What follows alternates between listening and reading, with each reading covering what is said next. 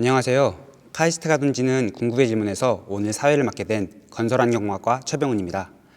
오늘은 특별히 두 분의 교수님을 모시고 강연을 진행하겠습니다. 먼저 이필승 교수님입니다. 이필승 교수님은 한양대학교 건설환경을 전공하셨고 카이스트에서 건설환경공학과 석사학위를, MIT에서 건설환경공학과 박사학위를 취득하셨습니다. 현재는 카이스트에서 기계공학과 교수를 지내시며 계산역학, 구조시스템을 연구하고 계십니다. 박사님 안녕하세요. 네, 안녕하세요.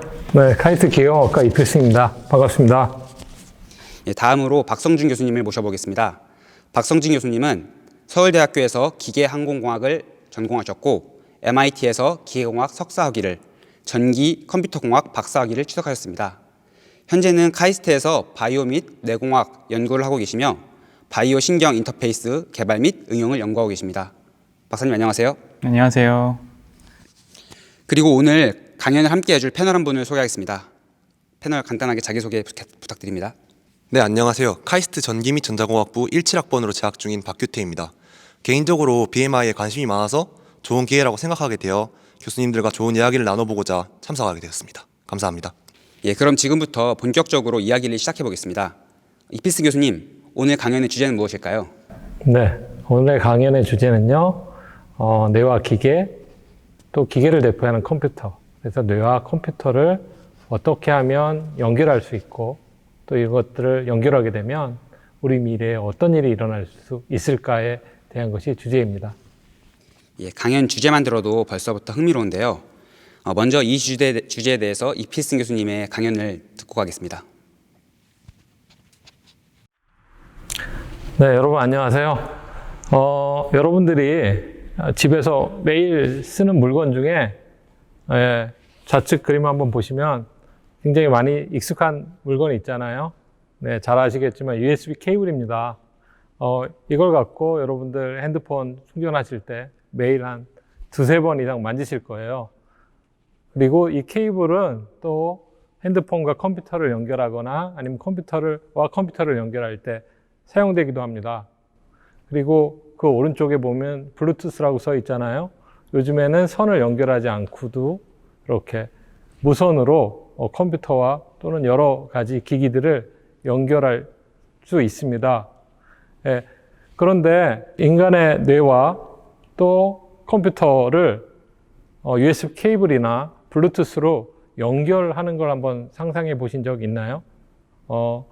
어떻게 하면 그렇게 연결이 가능할 수 있는지, 그리고 그런 연결을 하게 되면 우리 미래에 어떤 변화가 생길지 제가 아주 간략하게 말씀드리고 싶습니다. 좌측에 보시면 저것은 허블 망원경으로 찍은 별의 사진입니다. 지구상에서 찍을 수 없는 훨씬 자세한 우주의 모습들을 우리가 찍을 수 있습니다. 근데 우리는 사실 눈이라는 굉장히 좋은 도구를 가지고 있지만 허블 망원경이 볼 수 있는 것을 볼 수는 없어요. 우리는 소위 오감이라는 걸 갖고 있잖아요. 근데 그런 것들로 할 수 없는 것들은 사실 세상에 너무 많습니다. 근데 만약에 허블 망원경이 여러분들의 뇌와 직접적으로 연결이 됐다면 허블 망원경 여러분들 눈의 역할을 할 수가 있는 겁니다. 그러면 저는 허블 망원경이란 또 6번째 센서를 가지게 되는 거고요. 비슷하게 사람과 기계가 또는 컴퓨터가 연결할 수 있으면 우리는 수없이 많은 그런 센서를, 지금까지 생물로서 가질 수 없었던 센서를 가질 수가 있습니다. 그리고 제가 저 자신이 인간이지만 굉장히 그 인간의 삶에서 비효율적이라고 생각하는 게 있거든요. 그게 뭐냐면 저 오른쪽 그림 보시면 어린아이가 공부를 하고 있습니다. 예를 들어서 수학, 덧셈을 공부하고 있다고 생각해보죠. 근데 제가 사실은 굉장히 어렸을 때 초등학교 때 덧셈을 배웠잖아요. 근데 제 자식은 또 저 덧셈을 배워야 되고 또 자식의 자식은 또 덧셈을 배워야 됩니다. 그래서 자녀들은 부모가 익힌 모든 것들을 익히고 그 다음에 조금 더 새로운 것들을 익혀서 발전을 하는 거고요. 사실 인류가 이런 식으로 발전을 해왔습니다.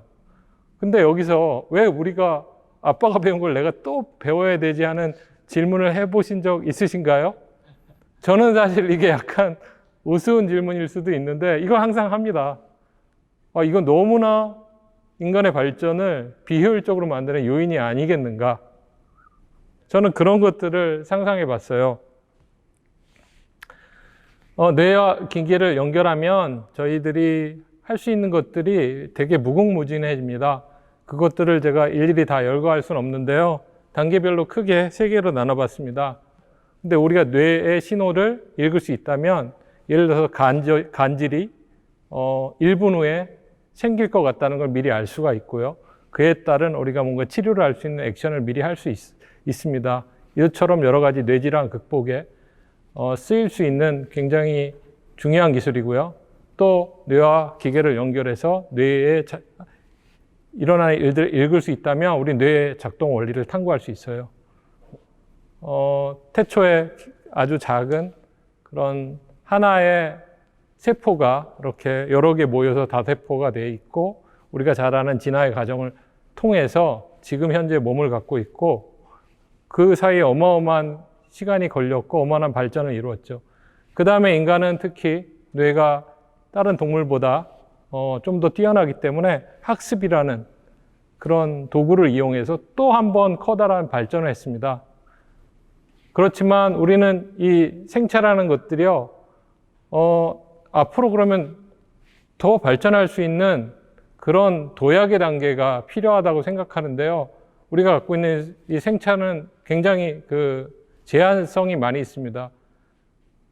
진화를 하자면 어마어마한 많은 시간을 하고, 학습을 하자고 얘기하면 아까 말씀드린 것처럼 자손들이 부모가 한 걸 계속 배워야 되고, 그러니까 결국은 속도가 어느 순간 되면 더 이상 늘 수 없는데, 그것을 늘릴 수 있는 게 뇌와 기계의 연결이라 보고요.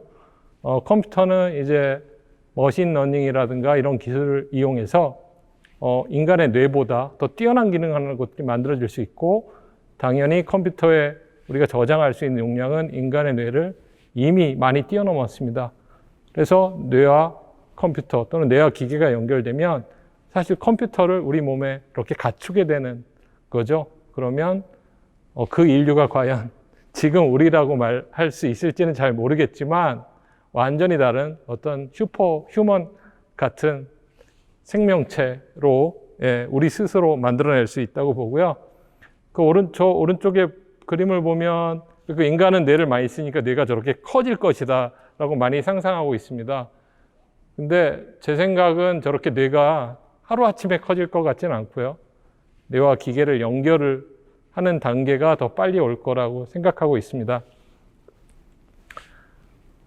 저희가 잡은 비전은 지구상의 모든 것을 접촉할 수 있는 연결성과 강화된 지적 능력을 바탕으로 한 다음 세대 인류의 모습을 비전으로 삼았어요. 그걸 상상해 볼 수 있잖아요. 그래서 목표로는 인체 내부에 완전히 삽입되는 방식으로 all day, 매일매일 하루 종일, 그리고 리얼타임으로 뇌와 기계 간 접속 장치를 구현을 해보는 것을 목표로 삼았고요. 거기에 핵심 기능들은 저희가 당시에 정리해 써봤습니다. 물론 인체에 뭔가 기계 장치가 삽입돼야 되기 때문에 안전해야 되고요. 그 다음에 어떤 한 채널로 연결되는 게 아니라 뇌에 수많은 신호들이 나오잖아요. 그래서 이런 것들이 서로 다양하게 거의 무한대 개수의 채널이 연결돼야 되는 거고요. 네, 그 다음에 저희가 생각하는 뇌와 기계를 연결하는 장치는 인체 내부에 당연히 삽입되어 있었는데 줄로 연결되지 않고 그냥 블루투스처럼 선이 없이 연결되는 것을 굉장히 이상적일 거라고 생각하고 있고요. 컴퓨터와 뇌가 서로 읽고 쓸 수 있어야 되고요. 이런 게 일어나면 저기 써 있다시피 익스트림 오토메이션이 일어나고 커넥티비티가 일어납니다. 여러분들 네이버 기사를 보시려면 핸드폰을 열어서 눈으로 봐야 되잖아요. 근데 뇌가 바로 핸드폰과 연결이 된다면 보지 않으셔도 여러분들은 다 알 수 있어요. 그럼 이상적인 뇌 기계 인터페이스는 무엇인가라고 생각해 봤는데요. 다양한 걸 저쪽 정리를 해봤습니다. 외부로부터 감염 경로를 차단하고 내부 세포가 괴사하는 걸 방지해야 되는 그런 안전성을 갖춰야 되고, 또 뇌세포를 선택적으로 자극할 수 있어야 되고, 높은 공간 해상도를 가져야겠다. 그리고 아까 말씀드린 것처럼 실시간 세포 단위에서 뇌정보 모니터링이 가능하고, 네, 뇌와 외부 기계와 원격 통신이 가능해야 되고요. 이런 것들을 어떻게 쓰이냐면 행동 제어를 통한 새로운 방식의 훈련에 쓰일 수 있습니다. 여러분들이 예를 들어서 축구를 잘하고 싶으면 같은 동작, 골을 넣어야겠다 하면 끝없이 똑같은 동작을 반복해야 되잖아요.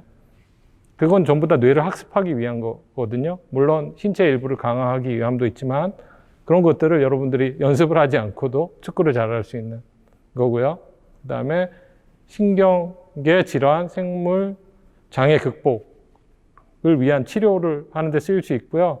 또 뇌 자체가 우리는 생체 정보의 특성의 어떤 아이디로서 이용이 가능하고 또 인지, 운동 능력들을 강한 그런 미래형 인간으로 될 수 있고요. 예. 저는 굉장히 이렇게 광범위한 얘기를 했는데 사실은 우리가 뇌와 기계가 연결되면 할 수 있는 일이 더 많이 있습니다. 이것들을 다 설명드리진 못했는데요. 우리가 이따 얘기해 보면서 얘기할 수 있을 것 같고요.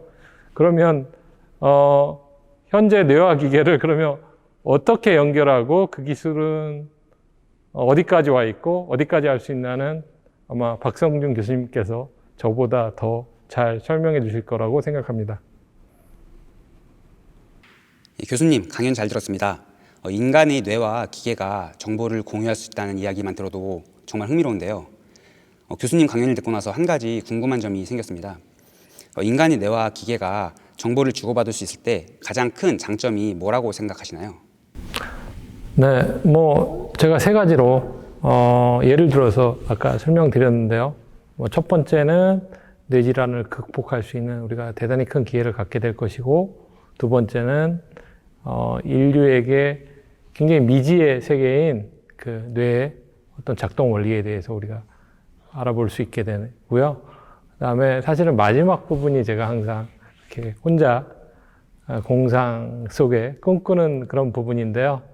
네, 우리가 익스트림 커넥티비티, 그러니까 극도의 연결성을 가질 수 있고 익스트림 오토메이션, 극도의 자동화된 세상에 살 수 있는데, 그게 사실은 제일 제가 좋아하는 부분인데, 익스트림 커넥티비티라고 하면 사실 여러분들 핸드폰 통해서 전 세계에 다 연결돼 있잖아요.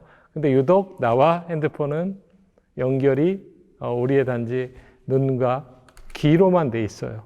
그렇죠? 근데 여기를 진짜 완벽하게 연결할 수 있게 되면 정말 우리가 생각만으로 모든 것들을 명령하고 알고 즐길 수 있는 그런 부분이 있고요. 그 다음에 익스트림 오토메이션도 마찬가지입니다. 여러분들이 생각하는 대로 모든 걸 움직이게 할 수 있고, 제가 사실 매일매일 하는 일 중에 제일 많이 하는 일이 논문을 읽거나 연구하는 게 아니더라고요. 보면 주로 메일을 주고받는 일, 그리고 카카오톡을 주고받는 일이에요. 메일은 한 50통 정도, 카카오톡은 100건도 넘는 것 같아요. 아직 공예라고 생각할 정도로 저 너무 힘들어요. 그래서 항상 생각하는, 생각만 하면 카카오톡 하지 않을까?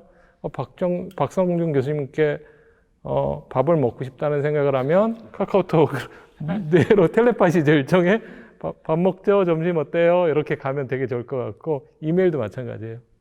네, 이메일로 엄청나게 복잡한 일도 많이 하잖아요. 그런 것도 이메일을 보내지 않고 저기 유럽에 있는 분하고 서로 생각을 교환할 수 있고, 네, 사실 그런 것들을 혼자 꿈꾸고 있습니다.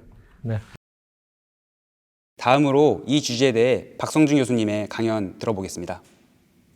네, 안녕하세요. 바이오미네고학과 박성준입니다. 네, 방금 이필승 교수님께서 브레인 머신 인터페이스가 왜 필요하고 또 이에 의해서 인류가 가지고 있는 비전은 무엇인가에 대해서 설명을 해주셨는데요. 저는 아무래도 이 분야의 현직에 있는 만큼 지금 현재 어느 정도로 이 기술이 이루어지고 있는지, 그리고 또 이것을 위해서 과학자들이 어떤 노력을 하고 있는지에 대해서 말씀을 드리려고 합니다. 그래서 일단은 뇌-기계 인터페이스를 만드는 이유는 우리 뇌가 어떻게 생겼는지 모르기 때문이에요. 그래서 사람들이 어떤 행동이 어떤 뉴럴 서큐트, 브레인 서큐트하고 관계가 있는지를 너무 알고 싶은데 알 수 있는 방법이 없으니까 이런 방법을 쓰기 시작했습니다. 뇌를 특정 부위를 자극을 하고 거기에서 일어나는 일들을 관찰을 한 다음에 연결을 시키는 거죠. 그리고 특정 브레인 리즌은 그 리즌만 뭔가 활성화되기보다는 여러 가지 다른 뇌의 부분과 연결이 되어 있고 활성화도 연결이 되어 있어요. 그래서 다른 부분에 있는 신호들을 읽어가지고 어떠한 연결이 되어 있는지 파악할 수 있으면 우리 뇌가 어떻게 생겼는지 좀 더 잘 알 수 있겠죠. 그래서 그런 일들을 많이 하고 있고, 그래서 그것을 위해서 신호를 읽거나 아니면 신호를 주거나 이런 것들을 모두 브레인 머신 인터페이스, BMI가 하고 있다라고 이해를 하시면 될 것 같습니다. 그리고 이렇게 뇌를 이해하고 나서 현재 우리가 할 수 있는 가장 큰 일은 아마도 뇌 질환을 극복하는 거겠죠. 그래서 알츠하이머, 파킨슨, 그리고 간질 뭐 이런 것과 같이 지금 뇌 질환을 위해서 고생하시는 분이 너무나 많은데요. 이러한 질병들이 어떠한 메커니즘으로 이루어지고 만들어지는가, 그리고 어떻게 우리가 극복할 수 있는가를 찾아내는 게 바로 이 브레인 매핑의 가장 큰 목적 중 하나라고 할 수 있을 것 같습니다. 그리고 이것을 치료하기 위한 여러 가지 시도들도 있는데요. 예를 들면 마비가 된 환자들의 모터 펑션을 건드린다던가 아니면 우리가 기능하지 못하는 부위, 장애를 가지신 분들이 위해서 센서리를 극복한다거나 이러한 현상들도 BMI가 하는 일이다 라고 말씀을 드릴 수 있을 것 같습니다. 예를 위해서 동영상을 좀 가져와 봤는데요. 먼저 첫 번째 동영상은 파킨슨병에 걸린 환자분을 보고 계시는 겁니다. 그래서 파킨슨병에 걸리면은 이렇게 자기의 의지와는 상관없이 막 몸을 떨어야 돼요. 그런데 이런 환자들을 치료하는 방법 중에 하나가 바로 DBS라는 방법입니다. 즉, 브레인에다가 이 전극을 임플란트를 하고요. 그 다음에 이렇게 리모컨을 누를 때 전기 자극을 뇌에다가 쏴주는 방법을 통해서 이렇게 아티피셜한 무브먼트를 멈추고 일상생활을 할 수 있게 만드는 연구가 진행이 되어 왔고요. 그리고 이 기술이 현재는 많이 발전을 해서 두 번째 동영상 같은 일들도 가능하게 됩니다. 두 번째 동영상은 젠 쉘맨이라는 환자의 케이스인데요. 이 젠은 목 밑으로는 몸을 움직일 수 없는 환자분이에요. 이 환자분의 콜텍스, 브레인의 콜텍스 부분에 이제 로보틱 암을 연결해가지고 자기의 의지와 동일하게 자기의 의지만을 이용해서 이렇게 모브파를 움직여서 음식을 먹는 이런 일들이 최근에 가능해진 바가 있습니다. 그리고 다리를 떠는 혹은 움직일 수 없는 원숭이를 가정해 보죠. 이 원숭이는 페리퍼럴 너브 시스템, 즉 말초신경계가 고장나 있는 상황인데요. 이 원숭이의 다리와 뇌를 연결해서 머신을 켜주면 이렇게 원숭이가 다시 걷게 되는 것을 볼 수가 있고요. 현재는 이제 사람한테까지 적용이 돼서 팔 마비 환자의 팔에다가 뉴럴 인터페이스를 연결해서 다시 팔을 움직일 수 있게 만드는 이런 것까지 임상에 성공한 바가 있습니다. 이게 바로 재활 측면에서의 BMI 기술이고요. 그리고 아까 살짝 얘기했던 이런 센서리 관련해서의 BMI도 소개를 좀 해드릴까 합니다. 이 부분을 하는 과학자들의 생각은 이렇습니다. 우리의 장애가 만약에 우리의 신경계가 아니고 우리의 펑션에 해당되는 어떤 특정한 감각 부위의 문제라면 그 감각 부위를 대신할 수 있는 기계와 우리의 신경계를 연결만 하면 장애를 극복할 수 있지 않을까 이런 생각들인데요. 그래서 첫 번째 동영상에서 보시는 바이오닉 아이 같은 경우에는 이제 맹인분들이 선글라스에 있는 카메라랑 우리 신경계의 옵틱 너브를 연결해 가지고 앞을 볼 수 있게 하는 그런 기술이라고 할 수 있습니다.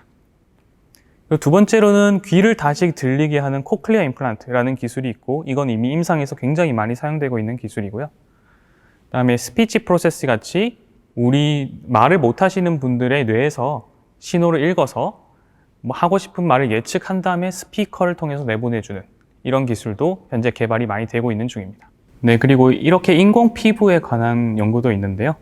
이 환자분은 그 콜텍스에 역시 로봇 팔을 연결한 상황인데 이렇게 눈을 가리고도 의사분이 어떤 손가락을 만지고 있는지 로봇에 알아맞추는 그런 것을 보시고 계십니다.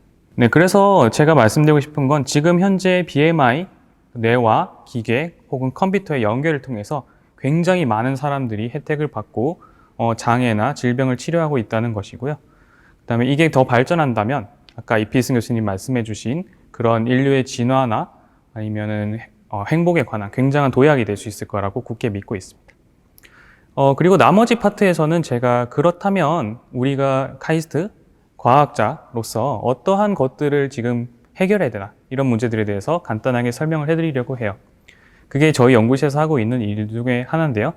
바로 뉴럴 인터페이스의 조건을 그리고 한계를 극복하는 일입니다. 제가 생각했을 때는 크게 두 가지가 굉장히 중요할 것 같아요. 첫 번째는 specificity, 즉 우리가 얼마나 원하는 만큼 정밀하게 신호를 주고받을 수 있도록 만들 수 있는가에 대한 문제가 있을 것 같고요. 두 번째는 adaptability, 즉 우리 몸이 결국에는 머신 컴퓨터와 일체화가 된다면 얼마나 우리 몸에 접착을 했을 때 일상생활에서 불편함 없이 그냥 마치 하나같이 움직일 수 있는가. 그 두 가지가 되게 중요할 것 같습니다.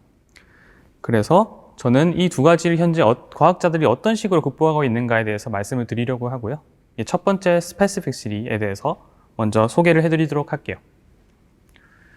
자, 이 동영상은 아까 보신 이제 재활 측면에서의 BCI인데요. 이 굉장히 놀라운 일이지만 일단 타임 딜레이가 꽤 있고 또 움직임이 좀 부자연스럽다는 것을 알 수가 있습니다.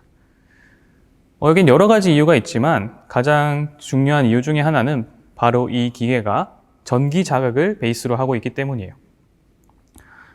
전기 자극으로 하는 이유는 간단합니다. 옛날에 우리가 고등학교 때 혹은 대학교 1학년 때 생물학 그 책을 보면은 신경세포, 즉 뉴런은 크게 두 가지를 통해서 커뮤니케이션을 하고 있죠. 첫 번째가 바로 인터뉴런, 즉 뉴런 사이의 전기에 의한 방법. 그걸 우리는 액션 포텐셜이라고 부릅니다. 두 번째는 뉴런과 뉴런 사이의 커뮤니케이션인데요. 이건 시냅스라고 하는 공간에서 이제 화학 물질, 뉴로트랜스미터라는 것을 통해서 둘이 커뮤니케이션을 하고 있죠. 즉, 우리가 이런 뉴런을 컨트롤하려면 전기 혹은 화학 두 가지 방법을 쓰면 됩니다. 근데 문제는 이겁니다. 우리는 굉장히 여러 가지 종류의 다양한 뉴런들을 몸에 가지고 있어요. 근데 걔네들이 다 전기, 화학에 반응을 하죠. 그러면 우리 뉴런의 시스템에다가 전기나 화학을 때리면, 그러면은 온 뉴런들이 다 난리가 난다. 말이 됩니다. 그래서, 과학자들이, 이걸 어떻게 해결할 수 있을까에 대한 생각을 하다가, 그러면 특정한 뉴럴 서큐트를 어떤 전기나 화학이 아닌 다른 종류의 방법에만 반응하게 만들면 어떨까? 이런 생각들을 하기 시작했고요. 그래서 굉장히 여러 가지 방법들이 현재 고안 중에 있습니다. 즉, 복잡한 서큐트를 복잡한 전기 회로와 같은 우리의 뇌를 간단한 시스템으로 만들기 위해서는 되게 다양한 모덜리티, 즉 미디엄, 매개체를 이용해야 될 필요가 있고요. 예를 들어서 빛을 이용한다던가 아니면 열이나 마그네틱 에너지를 이용한다던가 초음파를 이용한다던가 이런 다양한 방법들과 그리고 그걸 전달하기 위한 인터페이스 기술이 굉장히 필요하다라고 말씀을 드릴 수가 있겠네요. 이 중에서도 저는 최근 굉장히 많이 주목을 받고 있는 빛을 이용하는 광유전학이라는 방법에 대해서 설명을 드리려고 해요. 일단 광유전학은 우리 기본적으로 유전자를 이용을 하는데요. 우리 해양 조류 중에서는 빛에 반응해서 신호를 내는 그런 종류의 생물체들이 있습니다. 그런 생물체들의 유전자를 추출을 해서 우리의 뉴럴 시스템에다가 넣으면은 특정한 색깔의 빛을 쐈을 때 채널을 열었다 닫았다 할 수 있고요. 그러면 뉴런의 움직임을 켰다가 껐다가 할 수가 있어요. 예를 들어서 왼쪽 아래 보면 CHR2라고 적혀 있는데 이런 채널 옵션 2 같은 경우에는 파란색 빛을 쏘면은 신경세포가 반응을 하고요.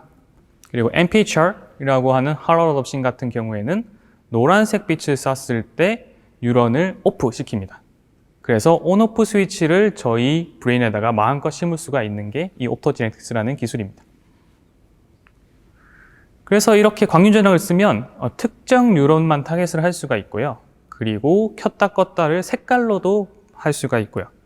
그리고 아까 브레인 매핑이 우리 어떤 특정한 부위를 자극해서 일어나는 행동을 관찰함으로써 가능하다라고 말씀을 드렸는데 이 동영상처럼 이렇게 M2 에어리어에 빛을 딱 쐈을 때 이런 게 모터 비헤비어, 로테이션과 관계되기 때문에 이런 특정한 행동을 자극해서 우리가 브레인을 매핑할 수 있다는 것까지 알 수가 있습니다. 그 두 번째는 어댑터빌리티에 대한 얘기를 해야 될 것 같아요. 즉, 어떻게 우리와 기계가 일체화될 수 있을까? 그리고 이건 특별히 뇌에서 굉장히 중요합니다. 웨어러블 디바이스를 하시는 분도 있겠지만 뇌에서 더 중요하게 생각되는 이유는 우리 뇌가 너무 폭신폭신하기 때문이에요. 그래서 뇌는 어떻게 보면 푸딩 젤리 같은 물질이거든요. 즉, 킬로파스칼 스케일의 엘라스틱 모듈러스를 가지고 있는데 우리 마이크로 장비들은 다 딱딱한 거죠. 실리콘, 금속. 그래서 기가파스칼 스케일의 모듈러스를 가지고 있습니다. 그러면 딱딱한 애들이 들어가면은 우리 뇌는 항상 움직이고 있어요. 숨을 쉴 때, 심장이 뛸 때, 그리고 운동을 할 때. 그럴 때 서로 쓸리게 되고요. 그러면 쓸리면 면역 반응이 일어나게 됩니다. 이 면역 반응에 의해서 이제 절연체 역할을 하면서 셀들이 그다음에 신호를 읽어야 되는데 못 읽게 되는 현상이 발생이 하게 되고요. 그래서 이게 굉장히 큰 문제가 되고 있어요. 그래서 현재 이제 우리 같은 엔지니어들이 이걸 극복하고자 많은 시도들을 하고 있고, 그래서 딱딱한 물질, 실리콘이나 금속에서 보다 부드러운 물질, 폴리머나 엘라스토머, 플라스틱, 젤 이런 것들을 이용을 하거나 아니면 더 작게 만들어서 플렉서블하게 만드는 일들을 많이들 하고 있다고 이해를 하시면 될 것 같습니다. 그래서 오늘 되게 간단하게 그 인터페이스가 BMI, BCI가 할 수 있는 일, 그리고 하고 있는 일에 대해서 말씀을 드렸고, 또 어떤 문제들을 해결해야 되는가에 대해서 말씀을 드렸는데요. 물론 제가 말씀드린 거 말고도 굉장히 많이 남아있는 이슈들이 있습니다. 소프트웨어라든지, 신호를 처리한다던가, 그런 것들에 대해서도 이제 많은 분들이 지금 연구를 하고 있고요. 그 다음에 이런 것들이 모두 합쳐져서 여러 가지 학과들, 여러 가지 분야들이 합쳐져서 이 BMI 기술이 완성될 때 저는 이피스 교수님께서 말씀하신 그런 진정한 인류의 도약이 언젠가는 일어나지 않을까 이렇게 기대를 하고 있습니다. 경청해 주셔서 감사합니다. 예, 강연 잘 들었습니다. 앞서 강연해 주신 이피슨 교수님이 이 주제에 대해서 거시적인 관점에 대해서 이야기를 해주셨다면 박성준 교수님은 기술적인 이야기를 해주셨는데요. 교수님의 강연을 듣고 나니 궁금한 점이 한 가지 생겼습니다. 인터페이스 연결 문제의 해결책으로 소프트한 물질을 쓰신다고 하셨는데 그러한 물질로 어떻게 마이크로 혹은 나노 같은 그런 작은 물질을 만들 수 있는지 그 점이 궁금합니다. 네, 굉장히 좋은 질문이신데요. 지금까지 마이크로 나노 기술을 만드는 방법은 바로 실리콘 베이스의 포토리소그래피, 즉 반도체 공정을 베이스로 하고 있어요. 그래서 우리의 뉴럴 디바이스들, 브레인 디바이스들도 다 딱딱했던 거거든요. 그런데 이거를 물질을 부드러운 걸로 바꾸려면 새로운 공정이 있어야겠죠. 그래서 거기에 대한 고민을 굉장히 많이 하고 계신데 연구자분들이 그 중에 하나로서 이제 저희 연구실은 파이버라는 걸 쓰고 있습니다.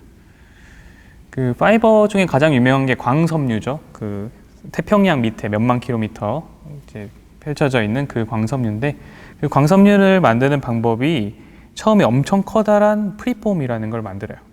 그리고 거기에다가 원하는 구조를 넣고 그다음에 열을 주면은 거기서 유리전이 온도라는 거기에 이르면은 얘네가 물렁물렁해집니다. 약간 물엿 같은 상태가 되는데, 거기서 엄청 빠른 속도로 끌어당기면은 그 똑같은 구조와 크기를 구조와 머티리얼을 가진 그런 마이크로 파이버를 만들 수가 있어요. 그렇게 광섬유를 만들거든요. 그래서 이제 BMI 같은 경우에는 전극도 필요하고 광섬유도 필요하고 플루이딕 채널도 필요하고 이러니까 그걸 커다란 데서 만든 다음에 그거를 파이버 옵틱이 쭉 뽑으면은 그 소프트한 물질로도 디바이스를 만들 수가 있죠. 그런 식의 여러 가지 방법들이 현재 고안 중이고 이제 엔지니어들이 방법들을 많이 찾아놓은 상태라고 할 수 있습니다. 네, 제가 알기로는 이 BMI를 통해서 더 나은 세상을 만들기 위해서 이러한 고민을 하고 있는 사람 중에 공학자가 아닌 사업가분들도 있다는 걸 알고 있는데요. 대표적인 예시로 테슬라, 스페이스X로 유명한 앨런 머스크가 최근에 뉴럴링크라는 기업을 창업해서 그 뉴럴링크라는 기업에서도 BMI를 통해 가지고 각종 문제들을 해결하고자 하는 그러한 시도를 하고 있다는 사실을 알고 있습니다.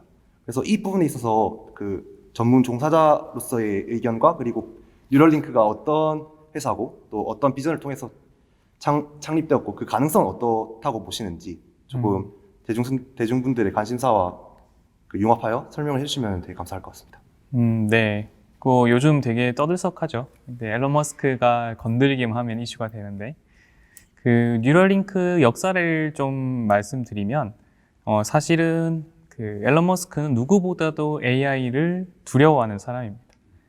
그래서 앨런 머스크 항상 그래요. 그 언젠가 특이점이 오면 우리는 인류가 없어지고 AI만 남을 것이다. 근데 그거를 대비하기 위해서는 우리가 한계를 극복해서 그 AI와 같은 정도의 능력을 가지는 수밖에 없다라고 얘기를 항상 해오던 사람이에요. 근데 그러려면은 이제 말씀하셨듯이 비승 교수님께서 뭐 우리의 눈, 코, 입 같은 감각기관을 이제 대신할 수 있는 머신이 되면 그들과 속도가 같아지겠죠. 인풋이 같아지는 거겠죠. 그래서 그런 걸 위해서 만들어진 회사가 바로 이제 뉴럴링크라는 회사고요. 제가 박사과정일 때 한 3년 전일 때 정도에 이제 만들어진 걸로 알고 있는데, 저번 달에 이제 그 발표회를 한 번 더 가졌습니다. 매년 발표를 하고 있는데, 발표 유튜브 가시면 보실 수 있어요. 보면은 최근에 어디까지 갔냐면, 전극 한 1024개에서 2048개 정도의 전극을 돼지의 뇌에다가 임플란트를 하고요. 그 다음에 신호를 읽고 컴퓨터로 분석하고 행동을 보고 이러는 걸까지 성공을 했고, 그것을 제거했을 때도 돼지가 건강한 것까지 보여준 바가 있습니다. 그래서 아까 이제 제가 중요하게 여기는 가치들에 대해서 말씀드렸지만, 뉴럴링크는 크게 3가지를 지금 하고 있는 것 같은데, 첫 번째가 아까 말씀드린 전극을 플렉서블하게 만드는 폴리머, 이제 헤어, 이제 일렉트로드를 만들었고요. 그 다음에 그거를 너무 말랑말랑하니까 어떻게 뇌에 넣을 것인가를 고민하기 위해서 이제 그 임플란트 머신을 만들어서 멋진 로봇 같은 게 다다다닥 박습니다. 재봉틀처럼. 그리고 신호를 받아서 그게 너무 커다란 이제 데이터잖아요. 그리고 아직 해석을 할 수 있는 툴이 개발이 되지가 않았어요. 사람들이 굉장히 노력을 하고 있지만 안타깝게도 아직은 어떻게 될지 모르겠다는 거기 때문에 지금 정보를 무한대로 저장을 하고 있는데, 그런 이제 저장과 그다음에 분석, 어느 정도의 분석, 시그널로서의 뭐 그런 것들에 대해서 지금 연구를 하고 있고요. 그래서 원래 제가 처음에 뉴럴링크가 나왔을 때는 뭔가 그 말씀하신 뭐 전송, 뭐 그 영어 배우기, 그들은 영어가 아니군요. 제2외국어 배우기 뭐 이런 것들을 얘기를 했었는데, 요즘엔 조금 방향을 선회해서 일단은 뇌질환 극복부터 하겠다 이런 식으로 얘기를 하고 있더라고요. 근데 이런 뉴럴링크도 그렇고 이제 페이스북도 아까 브레인 타이핑 기술이라는 걸 굉장히 열심히 하고 있거든요. 그렇게 이제는 BMI가 연구뿐만 아니라 산업계에도 굉장히 큰 관심을 가지고 있다는 거는 확실한 것 같습니다. 교수님 이야기를 들어보니 정말 많이 발전하고 있는 것 같네요. 지금까지 인간의 뇌와 기계가 서로 정보를 주고받을 수 있도록 어떻게 할까라는 주제로 이야기를 해봤는데요. 미래에 인간의 뇌와 기계가 정보를 주고받을 수 있다면 정말 인류에 큰 도약이 있을 것 같네요. 마지막으로 오늘 강연에 대해서 교수님과 패널의 이야기 들어보고 마무리하도록 하겠습니다. 네. 오늘 대화 너무 즐거웠고요. 사실 아까 말씀해 주신 것처럼 이 기술은 굉장히 위험할 수도 있어요. 근데 인류사적 관점에서 볼 때 피할 수 없는 기술이라고 생각하고요. 피할 수 없다면 뭐 극복해야겠죠. 그래서 그런 극복하는 과정에, 그리고 이 기술의 안정성 확보, 더 좋은 방향으로 갈 수 있도록 우리 카이스트 학생들이 굉장히 같이 노력해 줬으면 하는 바람이고요. 사실 인간이 지구를 정복했습니다. 그래서 인간은 현재 전지구적인 존재인데, 이런 기술이 확보되면 제가 생각하기에는 저는 우주적인 존재로 도약할 수 있는 그런 되게 중대하고 인간의 삶을 굉장히 광범위하고 크게 바꿔놓을 그런 기술이라고 생각합니다. 네, 뭐 전체적인 얘기에 대해서 너무 좋은 말씀 많이 해주셔가지고 저는 그 BMI보다는 카이스트 학생 분들 그리고 많은 이 영상을 보시는 연구자분들한테 말씀드리고 이제 잠깐 떠나게 끊으면 될 것 같아요. 그래서 일단 이 분야가 굉장히 도전적인 분야잖아요. 그래서 뭐 어떻게 해야 될지 모르겠고 뭘 건드려야 될지 모르겠다라고 그 생각될 수도 있고요. 또 분야가 워낙 다양하게 펼쳐져 있기 때문에 내 전공과 좀 다른 것 같은데 혹은 너무 공부할 게 많은데 뭐 이런 생각을 할 수도 있을 것 같아요. 근데 이제 저는 이제 그러한 것이기 때문에 오히려 이제 우리 카이스트 학생들이 할 수 있고 또 관심을 가질 수 있고 이루어낼 수 있는 일이라고 생각을 하고 있거든요. 그래서 이제 분야에 대한 많은 관심을 가져줬으면 좋겠고 이제 그 앞으로 이제 저희도 열심히 해서 꼭 이제 도약을 할 수 있도록 노력을 하겠습니다. 감사합니다. 네, 먼저 이 필승 교수님의 강연을 들으면서 BMI를 통해서 어떤 것을 이룰 수 있는지, 그리고 BMI의 꿈과 희망을 들으면서 원래도 BMI에 대해서 공부를 더 하고 싶다라는 생각이 있었는데 그 마음이 좀 더 확고해진 것 같고요. 그리고 박성준 교수님의 현재 BMI 기술이 어디까지 진척되어 있는가에 대한 강연을 들으면서 앞으로 내가 더 공부해야 될 파트는 어떤 파트고, 그리고 나는 저 중에서 특히 어떤 것을 하고 싶다라는 것에 대한 진로에 대한 명확성이 생긴 것 같아 이번 그 궁극의 질문 패널에 참여한 것이 정말 좋은 생각이었다고 다시 한번 그렇게 생각하게 되었습니다. 이상으로 오늘 강연 마치도록 하겠습니다. 감사합니다.